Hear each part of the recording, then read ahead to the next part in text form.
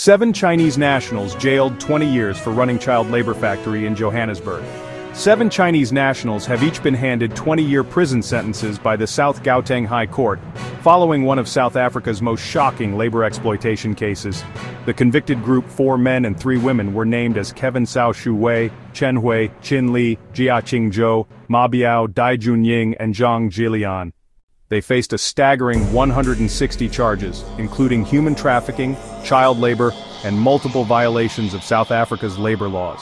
They were found guilty on the 25th of February 2025 and sentenced on Wednesday, bringing to a close a case that exposed harrowing details of smuggling and modern slavery at the heart of Johannesburg's garment trade.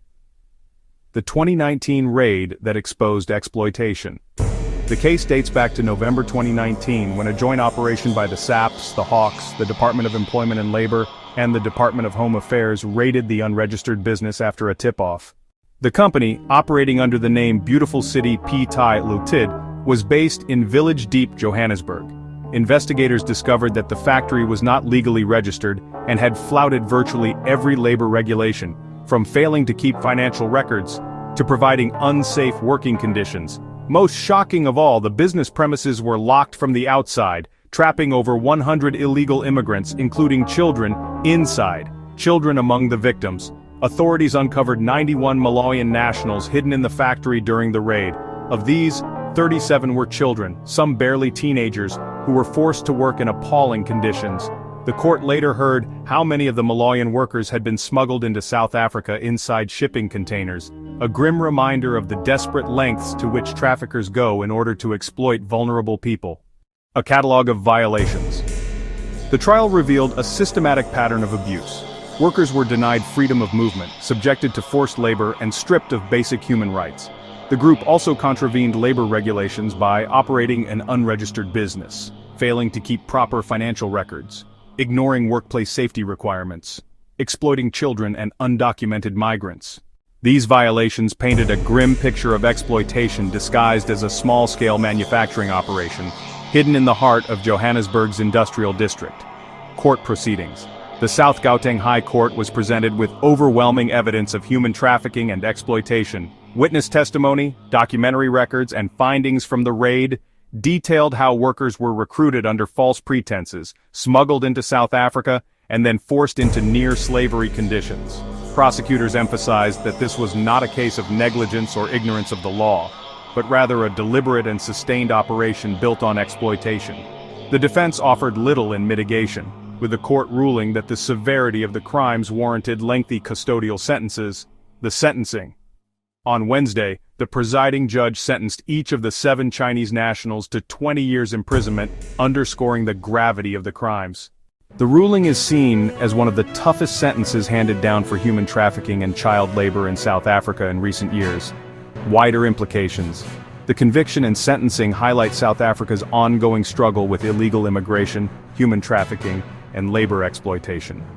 Factories operating in hidden corners of Johannesburg and other cities often use undocumented foreign nationals, many of whom are trafficked into the country under brutal conditions. The involvement of multiple government departments in the raid also demonstrates a growing recognition of the seriousness of human trafficking networks that span borders and exploit vulnerable communities, particularly from neighboring countries such as Malawi. Victims' plight. For the 91 Malawians rescued from the factory, the ordeal was described in court as life-altering.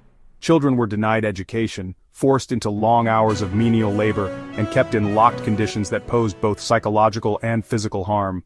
Adults too were subjected to exploitation, deprived of wages, and trapped in a cycle of dependence on their traffickers. The testimony of survivors painted a harrowing picture of coercion and abuse. The bigger picture. Human trafficking remains one of the fastest-growing organized crimes globally, with South Africa often cited as both a destination and transit country. The Village Deep case illustrates how traffickers exploit gaps in border control and labor enforcement to sustain illicit businesses. Officials from the Hawks and the Department of Labor stressed that the case should serve as a warning to others involved in similar activities. They reiterated that authorities will continue to pursue traffickers and employers who exploit undocumented migrants. Moving forward. While the 7 Chinese nationals begin their 20-year sentences, the focus has shifted to the welfare of the rescued victims. Efforts are being made to provide support and reintegration assistance for the Malayan nationals, especially the children. Authorities hope that the case will also lead to stricter monitoring of small-scale factories and a stronger crackdown on businesses that thrive on the exploitation of undocumented workers. The conviction of Kevin Cao Shuwei, Chen Hui, Qin Li, Jia Qingzhou, Ma Biao, Dai Junying, and Zhang Jilian marks a landmark ruling in South Africa's fight against trafficking and labor exploitation. It sends a clear message that those who profit from human misery will face the full might of the law.